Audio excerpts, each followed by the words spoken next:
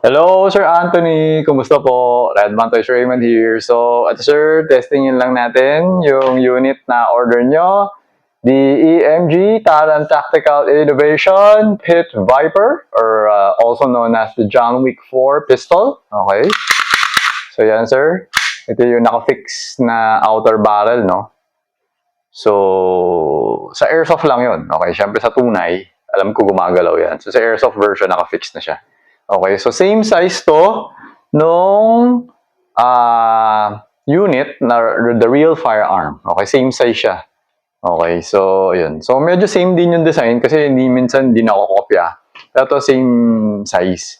Meron kasi isang version, yung made in China na Jag Precision. Oversized naman kasi yung Jag Precision. So, ayun, ganun siya. Okay, so, yun.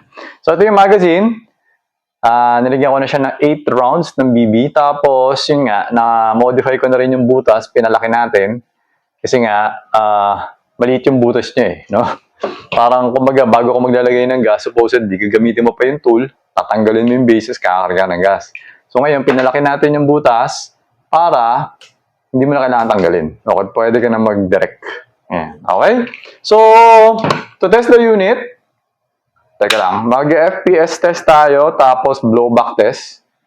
Pero usually kasi pagka mataas naman yung FPS or normal yung FPS niya, maganda na rin yung blowback niya.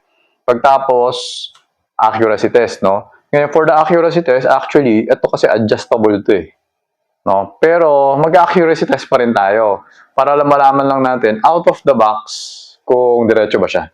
Parang ganun. So, tingnan ko kung kailangan ko pa siya adjustin. Okay, kasi usually kasi pagdating talaga sa accuracy, depende kasi yan kung anong bala na ginagamit mo at saka kung gaano kalayo yung target na binabaril mo. Kunyari, syempre, dito kasi limited lang, 2.3 meters lang yung distance ko dun sa target ko. So, syempre, pag naglalaro tayo sa bahay, maluwag yung garden natin or yung backyard natin, malaki yung space. So, pwedeng kahit siguro mga 4 meters, ganyan, 5 meters, 6 meters, pwede rin. Pero yung natatandaan mo, ako kasi hindi ko masyadong sinasuggest yung sobrang layo. Although, pwede naman. The problem kasi is with airsoft, mabagal kasi lumipad yung BB. So, tendency, pag malayo yung binabaril mo, makikita mo yung BB dahan-dahan papunta doon. Unlike pag medyo malapit yung binabaril mo, mabilis. Mabilis siya tumatama. So, mas na-emulate niya yung tunay na baril. Kasi ang tunay na baril, mabilis, di ba? Ang tunay na baril, 900 FPS yun eh. Ang airsoft kasi 300 FPS lang eh. Okay, so ganun siya. Alright? So, test fire na natin. Ayan. So, we have the chronograph. Okay, so inserting the magazine. Always remember to keep your trigger finger out until the time nakakalabilin mo na yung trigger. And always remember to keep the muzzle pointed at the safe direction. Okay, so inserting. Okay, so firing. Right, solid. 3, 3, 1.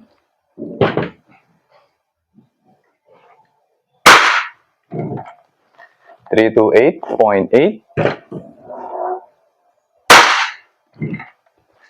3 to 9.1. At 0 siya. Minsan kasi may bumabalik eh. No? So, okay na yun. So, ngayon, accuracy test na tayo. Yung box na target box natin is 2.3 meters away. Target size is 2 inches. Actually, naiwan ko pala yung... Okay, naalala ko nga may naiwan ako sa bahay. Target size is 2 inches in diameter, no? So, send ko sa yung picture mamaya nung result. Alright? Ngayon, ang ibibigay ko sa iyo for this unit is the second 2 inches target from the right. Okay? Kasi ngayon, anim na bilog pa lang yung nagagawa ko doon sa target box. 6 lang siya. So, nagamit ko yung isa pa lang. So, ngayon, for this unit of yours, gagamitin natin yung pangalawa.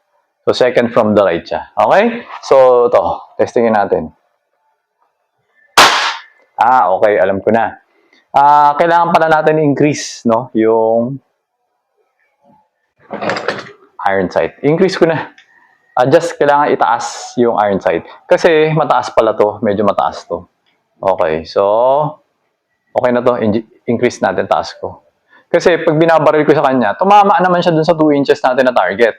Yun nga lang, sa pinaka-baba, sa pinaka-edge. So, yun, taas lang natin. Yan.